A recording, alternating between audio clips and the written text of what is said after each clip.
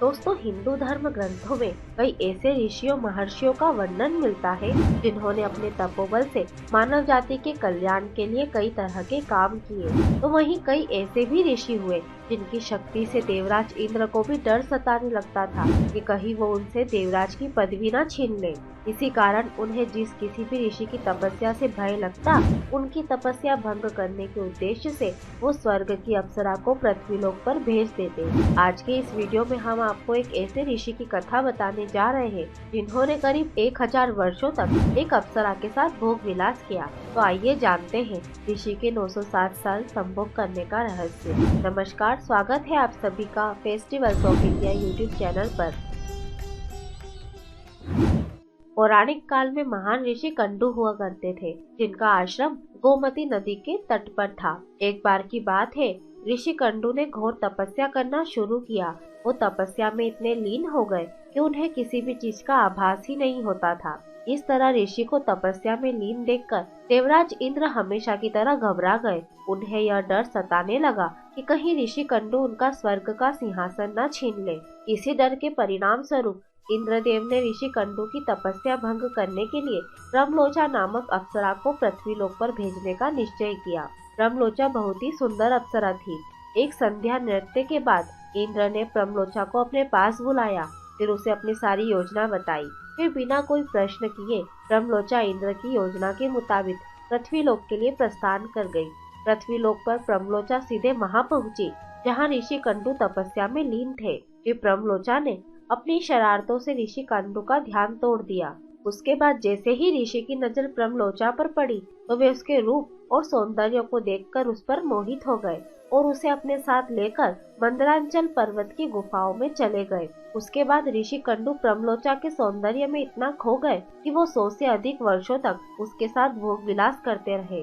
100 वर्ष बाद एक दिन अप्सरा ब्रह्मलोचा ने ऋषि कंडू से कहा कि हे ऋषि, अब मैं स्वर्गलोक वापस जाना चाहती हूँ, इसीलिए आप मुझे खुशी खुशी विदा कीजिए। अप्सरा के मुख से जाने की बात सुनकर ऋषि उदास हो गए और उन्होंने कहा, हे देवी, अभी थोड़े समय और रुक जाती तो अच्छा होता। ऋषि को उदास देखकर अप्सरा पृथ्वीलोक पर और रुकने को मान गई। इसी तरह कई 100 वर्ष बीत गए और जब भी अप्सरा ब्रह्मलोचा स्वर्गलोक जाने की बात ऋषि से कहती तो वे किसी तरह उसे मना लेते। अप्सरा ऋषि के श्राप से भी डरती थी कि कहीं क्रोध में आकर ऋषि कंडू उसे श्राप न दे दे। उधर महर्षि के काम वासना में लिप्त होने से अप्सरा के प्रति उनका प्रेम नित्य बढ़ता ही जा रहा था। तपस्या पूजा पाठ का त्याग कर दिन रात ऋषि कंडू भोग विलास में डूबे रहते। और फिर एक दिन की बात है, ऋषि कंडू बड़ी तेजी से अपनी कुटिया से निकल रहे थे। तभी ब्रह्मलोचा उनके पास आई और पूछने लगी, हे मुनि, आप कहाँ जा रहे हैं? तब ऋषि कंडू ने कहा, हे भद्रे, दिन अस्त हो चुका है, अतः मैं संध्योपासना करने जा रहा हूँ। यदि ऐसा नहीं किया तो मेरा धर्म नष्ट हो जाएगा। यह सुनकर ब्रह्मलोचा मुस्कुराए बिना न रह सकी और बोली, हे सब वेदों के ज्ञाता, इतने वर्षों में क्या आज पहली बार सूर्यास्त हुआ है? जो संध्या वंदन नहीं करेंगे तो आपका धर्म नष्ट हो जाएगा। मैं तो आपसे जब से मिली हूँ तब से तो आपने कभी संध्या वंदन नहीं किया है। इस प्रकार के वचन सुनकर ऋषि कंडू बोले, हे भद्रे, नदी के इस सुंदर तट पर आज सवेरे ही तो तुम आई हो। मुझे भली भांति स्मरण है, मैंने आज ही तुमको अपने आश्रम में प्रवेश करते देखा था। अतः अब दिन के समाप्त होने पर संध्या काल हुआ है। मुझे तो लगता है कि तुम मेरा उपहास कर रही हो। तब ब्रह्मलोचा ने ऋषि से कहा कि हे ब्राह्मण श्रेष्ठ, आपका यह कथन सत्य है कि आपके आश्रम में मैं सवेरे आई हूँ, परंतु आज नहीं। जिस सुबह में यहाँ आई थी उस समय को तो कई 100 वर्ष बीत चुके हैं।